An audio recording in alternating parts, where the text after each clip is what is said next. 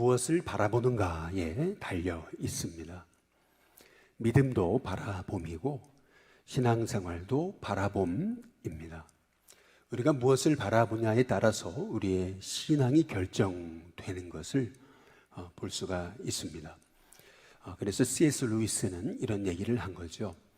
우리가 예수님을 바라볼 때만 그리스도인이다 라고 얘기했다라는 것은, 이것은 우리가 어떻게 믿음 생활해야 되는지를 보여주는 너무나 중요한 말씀이다 라고 생각합니다. 다시 말해 믿음 생활이란 24시간 예수님을 바라보는 것이라는 것을 우리가 알 수가 있습니다. 우리의 시선이 예수님께 향하지 않고 세상을 향하고 사람에게 향하고 문제에 향할 때 우리는 넘어질 수밖에 없는 거고, 우리의 신앙이 흔들릴 수밖에 없는 거죠. 그래서 그런지 오늘 여기 출애굽기 32장에도 1절에 한번 다시 보시면은 백성이 모세가 산에서 내려옴이 더딤을 보고라고 이렇게 말씀하고 있습니다. 봤다라고 하는 것을 강조하고 있는 거죠. 백성이 모세가 시내산에서 내려옴이 더딤을 보았을 때 그들은 하나님을 잊기 시작했던 거죠. 우리가 뭘 바라보느냐 굉장히 중요한 것입니다. 그래서 5절에도 한번 보시면 아론이 보고 그 앞에 제단을 쌓고 라고 이렇게 말씀하고 있어요. 아론이 무엇을 봤느냐, 이것이 굉장히 중요함을 우리에게 말씀하고 계시는 것이죠. 오늘 출애굽기 32장 19절에도 보시면 진에 가까이 이르러 그 송아지와 그 춤추는 것을 보고라고 이렇게 말씀하고 있어요. 무엇을 보느냐, 성경은 오늘 끊임없이 우리에게 무엇을 보느냐가 우리의 신앙을 결정한다라고 하는 것을 말씀하고 있습니다. 25절에도 한번 보시면 모세가 본즉 강조하고 있어요. 오늘 말씀에서 봤다, 봤다, 봤다, 봤다, 이것을 4번이나 강조하고 있는 것을 볼 수가 있습니다. 뭘 바라보느냐, 이제 이것이 우리의 신앙을 결정하는 것을 볼 수가 있는 거죠. 인간은 하나님을 이렇게 쉽게 잊을 수 있는 존재라고 하는 사실을 오늘 말씀을 통해서 우리가 볼 수가 있는 겁니다. 불과 6개월도 안 됐어요. 출애굽의 기적을 보고 홍해가 갈라지는 기적을 봤습니다. 그러나 그들은 그럼에도 불구하고 하나님을 부인하게 되는 거죠. 만나와 메추라기로 그들을 먹이셨어요. 그럼에도 불구하고 그들은 모세가 시내산 위에서 40일간 하나님과 대면하면서 만나고 있는데도 그들은 산 밑에서 하나님의 계획을 볼 수 없자 그들은 40일 만에 과거로 돌아갔을 뿐만 아니라 금송아지를 세워서 금송아지를 하나님이다 했던 참 어리석은 존재다라고 하는 것을 볼 수가 있습니다. 아우슈비츠 수용소에 갇혀서 인간의 실상을 봤던 프레모 레비라고 하는 이탈리아의 대표적인 작가는 인간이란 무엇인가, 이게 도대체 인간인가 라고 하는 그러한 책에서 그런 얘기를 해요. 인간이 소망을 잃어버리고 인간이 자기의 존엄성을 잃어버릴 때 인간은 개되지만도 못하게 되더라 라고 그런 얘기를 합니다. 그래서 그는 자기 자신의 인간의 존엄성을 놓치지 않기 위해서 어렸을 적에 배웠던 단테의 그 신곡에 나오는 그 글귀들을 끊임없이 자기 스스로 되뇌었다라고 그렇게 말하고 있는 것을 볼 수가 있습니다. 우리는 오늘 이 이스라엘 백성들의 이 모습을 통해서 이렇게 사람은 하나님을 실망시키는 존재구나 라고 하는 사실을 우리가 이제 깨닫습니다. 모세가 얼마나 실망하고 모세가 얼마나 이 이스라엘 백성들에게 얼마나 좌절을 했든지 여기 19절에 보시면은 그들이 송아지를 만들고 그 춤추는 것을 봤을 때 얼마나 그가 노했는지 성경은 크게 놓아요. 손에서 그 판들을 산 아래로 던져 깨뜨렸다라고 말하고 있습니다. 그 판은 도대체 어떤 판입니까? 16절에 보시면 그 판은 하나님 만드신 거예요. 글자도 하나님이 쓰셔서 판에 새기신 것이다 라고 강조하고 있습니다. 하나님이 주셨던 그 십계명 돌판을 말이에요. 이 모세가 얼마나 분노했든지 그것을 산 아래로 던져서 깨뜨려버리는 그러한 이 모세의 엄청난 그 실망스러운 그 모습의 결과를 우리는 이 말씀을 통해서 볼 수가 있는 거죠. 더구나 모세가 얼마나 분노했든지 20절에 보면은 모세가 그들이 만든 송아지를 가져다가 불살라 부숴 가루를 만들어서 물에 뿌려가지고 이스라엘 자손에게 그거를 마시게 했다라고 말합니다. 얼마나 엽기적인 행동인가라고 우리가 생각할지 모르지만은 이 모습을 통해 모세가 얼마나 이 백성들에게 실망했는가라고 하는 것을 볼 수가 있는 겁니다. 하나님의 꿈을 가지고 십계명 돌판을 들고 얼마나 마음의 감동과 감격을 가지고 기대감을 가지고 지금 15절에 보니까 산에서 내려왔다 그랬잖아요. 그런데 백성들이 그렇게 하나님을 잃어버리고 금송아지를 세워놓고 거기다 춤추고 하나님이다라고 하는 모습을 보고 모세가 얼마나 실망했는가라고 하는 것을 우리가 볼 수가 있는 거죠. 더구나 25절에 보면 모세가 본직이라고 또 얘기하잖아요. 백성이 방자해졌어요. 방자하다라고 하는 그 말의 의미는 어제도 우리가 함께 살펴봤듯이 제멋대로라는 뜻이 있는 거고 무례하고 건방져졌다 이제 라는 것을 총칭하는 말이죠.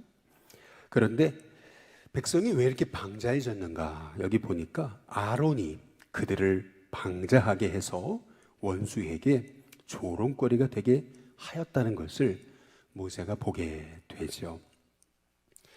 모세는 한 번 더 실망합니다. 이 백성들을 맡겨놨던 그 아론이 영적 지도자로서 그들을 바로 이끌지 못하고 백성을 방자하게 했던 그 아론의 모습으로 또 실망을 하게 되는 거예요. 21절에 보면 모세가 아론에게 말하죠. 이 백성이 당신에게 어떻게 했길래 당신이 그들을 큰 죄에 빠지게 했느냐라고 묻습니다. 다시 말하면 백성이 이렇게 된 책임에는 아론에게 있다라고 하는 것을 모세가 알았다는 거죠. 그런데 아론은 뭐라고 대답합니까? 아론이 이르되 내 주여 노하지 마소서 이 백성의 악함을 당신이 아시지 않습니까? 이제 이렇게 대답을 합니다. 이 백성이 악해서 그런 거지 내 책임은 없다라고 그렇게 이제 말하고 있잖아요. 더구나 24절에 보시면은 내가 그들에게 이르기를 금이 있는 자는 빼내라 한즉 그들이 그것을 내게로 가져왔기로 내가 그냥 불에 던졌더니 이 송아지가 툭 튀어나왔다 이제 이렇게 말하는 것을 볼 수가 있습니다. 사실은 이건 거짓말이죠. 백성이 간 금고리, 이 금덩이들을 불에 넣고서 그리고 나서 그걸 조각해서 만든 사람이 이제 아론이었던 거죠. 그런데 아론은 모든 것이 자기 책임이라고 하는 사실을 인정하지 않는 모습을 우리가 여기 모습을 통해서 볼 수가 있는 겁니다. 모세는 백성에게 실망했고 더구나 아론에게도 실망한 것입니다. 우리가 여기 모세의 모습을 통해서 우리가 보아야 될 너무나 중요한 것은 우리가 사람에게 실망할 때 우리가 어떻게 해야 되겠는가라고 하는 것을 오늘 성경이 보여주고 계시는 거죠. 결국 인간은 하나님 앞에 온전할 수 없습니다. 그리고 인간은 누구나 다 실망시키는 존재죠. 이 모세가 그렇게 사람에게 실망했을 때 얼마나 실망을 했든지 십계명 돌판을 내던지고 그들이 우상 숭배했던 금송아지를 부숴서 가루로 만들어서 물에 섞어서 그것을 마시라고 하고, 그리고 믿었던 아론마저도 그렇게 백성을 방제하게 만들었던 그 책임을 회피하는 그 모습에서 모세가 얼마나 그렇게 실망을 했겠습니까? 그런데 오늘 여기 30절에 보시면은 이렇게 얘기하는 거예요. 이튿날 모세가 백성에게 이르되 너희가 큰 죄를 범하였도다. 내가 이제 여호와께로, 그 다음 뭐라고 말씀합니까? 올라가노니 라고 이렇게 말하고 있습니다. 우리가 인생에게 실망할 때, 사람에게 실망할 때, 또 믿었던 사람에게 실망할 때 우리는 어디로 올라가야 되냐면 여호와께로 올라가야 되는 것입니다. 여기 31절에 보시면은 모세가 여호와께로 다시 그 다음 뭐라고 말씀합니까? 나아가 여짜오되라고 그렇게 말하고 있습니다. 여호와께로 올라갔다, 또 여호와께 다시 나아갔다, 이제 이렇게 말씀하고 있죠. 여기서 우리는 중보자란 어떤 사람인가 라고 하는 것을 알 수가 있습니다. 중보자는 이 백성의 실망감을 안고 하나님 앞에 올라가는 사람입니다. 백성에게 실망하고 또 사람에게 실망해도, 믿었던 사람에게 실망해도 그 실망감을 안고 하나님 앞에 나아가는 사람, 그 사람이 중보자라고 하는 사실을 알 수가 있는 거죠. 저는 오늘 이 말씀을 통해서 이 모세의 이 위대한 기도, 여기 보니까 32절에 그들의 죄를 사하시옵소서, 만일 그렇지 아니하시오면 원하건대 주께서 기록하신 책에서 내 이름을 지워버려 주옵소서라고 하는 이 위대한 이 기도에서 예수님을 보는 것입니다. 예수님이 그렇게 십자가 위에서 그렇게 조롱당하고 죽임을 당하시면서도 저들의 죄를 용서해 달라고 기도하셨던 그 예수님의 모습, 이 예수님의 모습이 진정한 중보자의 모습이구나. 사람들에게 실망하고 제자들에게 실망하고 믿었던 사람에게 실망하셨지만 그럼에도 불구하고 그들의 죄를 안고 하나님 앞에 나아갈 때 그것이 중보자의 삶이고, 그 중보자 한 사람을 통해서 영원히 살아나는 것을 오늘 말씀을 통해서 보게 되는 거죠. 저와 여러분이 이런 모세와 같이 예수님처럼 중보자로 서는 귀한 은혜가 있게 되시기를 주님의 이름으로 축복합니다. 저는 오늘 이 말씀을 통해서 제가 깨닫는 것은 백성들의 이 실망시키는 모습, 또 이 모세의 실망감, 그럼에도 불구하고 기도의 자리에 나가는 것, 저는 그것만이 아니라 저는 오늘 말씀을 통해서 하나님의 마음을 이제 보게 됐습니다. 하나님의 마음. 여기 33절에 보면 여호와께서 모세에게 이르시되 누구든지 내게 범죄하면 내가 내 책에서 그를 지워버리겠다 라고 말씀하고 계시잖아요. 하나님이 정말 옹졸하시구나.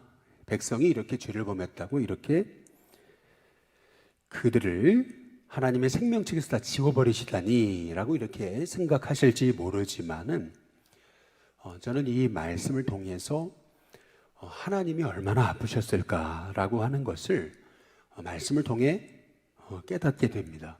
근데 그 이유는 하나님이 400년간 애굽에서 종살이하던 이스라엘 백성을 건져내셔서 그들을 출애굽시키시고 홍해를 가르셔서 그들을 광야로 인도하시고 광야에서 만나와 메추라기로 먹이시고 십계명 돌판을 주시고 십계명의 말씀을 주시고, 그리고 하나님께서 성막의 비전을 주시잖아요. 모세에게 성막을 이렇게 져라 라고 하나님께서 다 그 성막의 모형도를 보여주셨거든요. 그리고 모세에게 십계명 돌판을 주셨던 거잖아요. 이 모세가 있었던 시내산에서의 40일은 하나님이 침묵하시는 기간이 아니고 이 백성을 향해서 주실 선물을 준비해 놓으셨던 기간이거든요. 어떤 사람이 천국에 올라갔더니 아주 그냥 허름한 그런 집 하나가 있대잖아요. 막 거미줄이 문에 이렇게 쳐 있고. 그래서 이 사람이 이제 베드로에게 물었다라는 거죠. 저 집이 뭐냐고. 이제 그랬더니 그렇게 대답을 했대잖아요. 아유, 그거 보면은 실망할 거라고. 보지 말라고. 이제 그러니까, 그 더 알고 싶잖아요. 가서 보고 싶고, 문 열어보고 싶고, 저게 뭐길래 저런가. 자꾸, 신경 쓰지 말라 그러니까 더 보고 싶고, 더 문 열어보고 싶고. 보려면 보라고. 그래서 이제 문 열어서 보니까 그 안에 하나님 앞에 기도했더라면 하나님이 주셨을 그러한 엄청난 보화가 그 안에 있더라고. 그렇게 얘기하지 않습니까? 마찬가지로 하나님께서 지금 이스라엘 백성이 40일 기다리는 동안 그에게 주실 그 성막의 축복을 말씀하셨던 기간이거든요. 이스라엘에게 내가 그들과 만나주겠고 함께하겠다라고 하는 그 성막의 꿈을 보여주셨던 기간인데, 하나님이 이스라엘 백성을 향해서 얼마나 기대하시고 그리고 그들과 만나시려고 얼마나 하나님이 모세를 통해서 모든 꿈을 디자인하셨던 그러한 기간이 40일인데, 모세가 산에서 내려와서 백성의 모습을 보고 그렇게 실망했던 것처럼 우리 하나님도 얼마나 실망하셨을까라고 하는 것을 오늘 말씀을 통해서 우리가 볼 수 있어야 되는 겁니다. 얼마나 우리 하나님 마음이 아프셨을까. 오죽하셨으면 당신의 사랑하는 백성들을 내가 내 책에서 지워버리겠다라고 그렇게 말씀하실까라고 우리가 오늘 말씀을 통해서 단순히 하나님이 이렇게 옹졸하실까라고 우리가 생각하기보다는 하나님의 마음의 그 실망감, 그 백성을 향한 그 하나님의 마음에 너무나 그 백성을 향한 그 좌절하심, 우리가 그것을 우리가 생각해 볼 수 있어야 되는 거라는 겁니다. 그런데 그럼에도 불구하고 오늘 여기 말씀에서 우리가 주목해 봐야 되는 것은 그 하나님의 실망감, 그리고 이렇게 어리석어 버렸던 이스라엘 백성 사이에서 모세가 중보자로 서잖아요. 모세 한 사람의 중보 기도를 통해서, 그의 중보 기도는 뭐예요? 그들의 죄를 용서해 달라고, 내 이름을 생명책에서 지워버리시는 한이 있더라도 그들을 용서해 달라고 기도했던 이 모세 한 사람의 기도를 통해서 하나님이 하나님의 뜻을 돌이키시는 거잖아요. 그것이 어제 보셨던 출애굽기 32장 14절에 여호와께서 뜻을 돌이키사 말씀하신 화를 그 백성에게 내리지 아니하셨다라고 이렇게 말씀하고 계시잖아요. 한 사람의 이 중보 기도가 얼마나 영향력 있는 기도인지를 우리가 오늘 말씀을 통해서 깨닫게 되는 거예요. 그래서 하나님은 지금도 이 땅을 향하여 실망하시지만은, 그러나 한 사람의 중보자가 있을 때 이 땅을 회복시키시는 은혜를 베풀어 주시는 하나님이신 줄로 믿으시고 기억하시고, 하나님 제가 중보자로 서게 해달라고 기도할 수 있는 하나님의 종들이 되시길 주님의 이름으로 축복합니다. 이런 말이 있어요. 존 파이퍼 목사님이 하셨던 말씀 중에, 우리가 그분을 가장 크게 만족하게 하면 그분은 우리 안에서 가장 기뻐하신다라고 그렇게 말합니다. 그분을 가장 크게 만족하게 하면 하나님은 우리 안에서 가장 영광 받으시는 분이심을 우리가 깨달아 알게 될 때, 결국에는 중보자란 어떤 사람인가? 중보자는 이 하나님의 마음을 알아서 백성의 죄를 끌어안고 하나님 앞에 이 백성의 죄를 용서해 달라고 기도하는 사람이 중보자인 거죠. 이 땅에 진정한 중보자가 일어나야 이 땅이 회복되게 되는 거죠. 진정한 중보자들이 일어나야 오늘 여기 이스라엘 백성이 범죄했어도 하나님은 그 뜻을 돌이키시잖아요. 뿐만 아니라 레위 족속은 하나님 편에 서서 그렇게 형제를 치는 아픔이 있었어도 하나님 말씀에 순종해서 그들이 하나님의 뜻을 집행하는 종들이 되게 됩니다. 그랬을 때 창세기 49장에 보면은 레위의 앞길에 대해서 성경은 뭐라 그러냐면은 폭력의 도구다 이렇게 얘기를 하고 저주를 받을 거다라고 2번이나 얘기합니다. 그리고 흩으리로다라고 이렇게 말해요. 백성들에게 흩어질 존재, 그렇게 그게 레위의 미래입니다. 레위만이 아니죠. 시므온도 그렇습니다. 시므온과 레위는 폭력의 도구다. 그리고 저주를 받을 거다. 백성 중에서 흩어버릴 거다라고 하는 그런 야곱의 유언을 받습니다. 실제로 그 유언대로 시므온은 민수기에 보면 2장에 백성을 계수할 때 5만여 명이었어요. 그런데 후반부로 넘어가시면은 또다시 백성을 계수하는데 그때 이 시므온의 백성의 숫자가 2만으로 줄어듭니다. 반 이상 백성이 줄어들어요. 이렇게 현격하게 백성이 줄어드는 지파가 없는 거예요. 다른 지파들은 그렇게 되지 않는데 시므온은 백성의 그 수가 반 이상 줄어버려요. 5만에서 2만으로. 그리고 나중에 여호수아서를 넘어가 보시면은 시므온은 유다에 편입됩니다. 다시 말해서 시므온은 야곱의 말대로 흩어진 백성이 된 거죠. 반면에 레위도 똑같은 그러한 유언을 받았음에도 레위는 다릅니다. 레위는 온 백성 가운데 흩어져서 그들을 섬기는 제사장 족속이 되죠. 다시 말해 화가 복이 되는 그러한 족속이 레위 족속입니다. 그 이유가 뭘까? 그것이 오늘 말씀에서 우리가 볼 수 있는 거죠. 모든 백성이 다 죄 가운데 섰을 때 다 우상 숭배하고 다 금송아지 만들어가지고 하나님 편에 서지 않을 때 레위 족속은 하나님 편에 선 거예요. 다 하나님 편에 서서 백성을 치는 그 아픔 속에서도 하나님 앞에 헌신하는 것을 오늘 29절에 오늘 여호와께 헌신했다라고 말하잖아요. 그래서 너희에게 복을 내리실 거다라고 이렇게 말씀하고 계세요. 오늘 우리가 이 말씀을 통해서 깨닫는 것은 무엇입니까? 우리가 이 세대 쫓아가지 않고 이 세대의 그 죄를 보며 우리가 단순히 실망만 하는 것이 아니고 우리가 모세처럼 레위처럼 하나님 편에 서서 기도하고 하나님 뜻을 행할 때 하나님께서는 바로 그를 하나님이 들어쓰실 뿐만 아니라 그에게 하나님의 복을 내리시는 거예요. 저와 여러분의 인생 속에서 우리가 백성의 실망감, 사람에게 실망하고 또 여기 모세처럼 아론에게 실망하잖아요. 그러나 우리는 그 실망감을 안고 하나님 앞에 나아가야 됩니다. 실망감을 안고 방황의 자리로 나아가는 게 아니고 실망감을 안고 하나님과 멀어지는 것이 아니고 실망감을 안고 하나님께로 올라가는 거예요.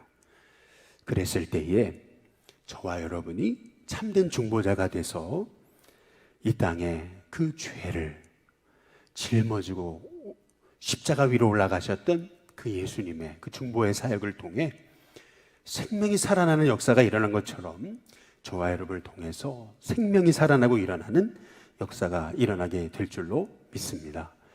바라기는 저와 여러분이 그런 중보자로 오늘도 서서 하나님 앞에 기도할 수 있는 귀한 종들이 다 되시기를 주님의 이름으로 축복합니다. 찬송가 369장 우리 함께 찬양 부르겠습니다.